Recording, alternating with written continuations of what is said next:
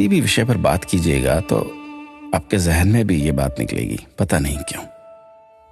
खाने को सादा दाल रोटी होती थी, लेकिन फिर भी किसी को खून की कमी नहीं होती थी, पता नहीं क्यों।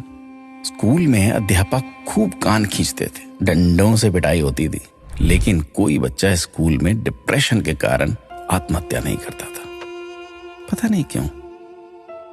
बचपन में महंगे खिलौने नहीं मिलते थे, लेकिन हर खेल बहुत आनंदित करता था, पता नहीं क्यों।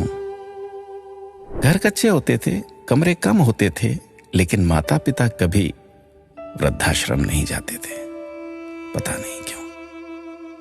घर में गाय की, कुत्ते की, अतिथि की, मेहमानों की रोटियां बनती थी, फिर भी घर का बजट संतुलित रहता था।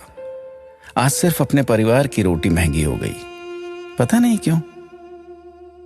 महिलाओं के लिए कोई जिम या कसरत के लिए विशेष साधन नहीं थे, फिर भी महिलाएं पूर्ण रूप से, संपूर्ण रूप से स्वस्थ रहती थी, पता नहीं क्यों।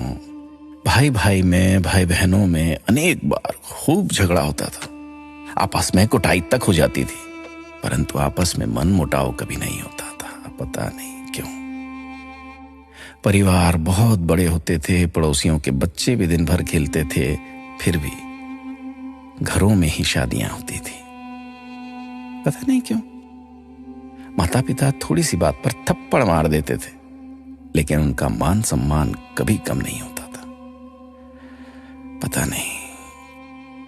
ऐसे अनेक क्यों के सवाल दिल में उठ रहे हैं। आप सभी तक इस क्यों को पहुंचाने की कोशिश कीजिए। शायद फिर से पहले जैसा सौहार्दपूर्ण वातावरण, आपसी प्रेम, एकता का माहौल बने।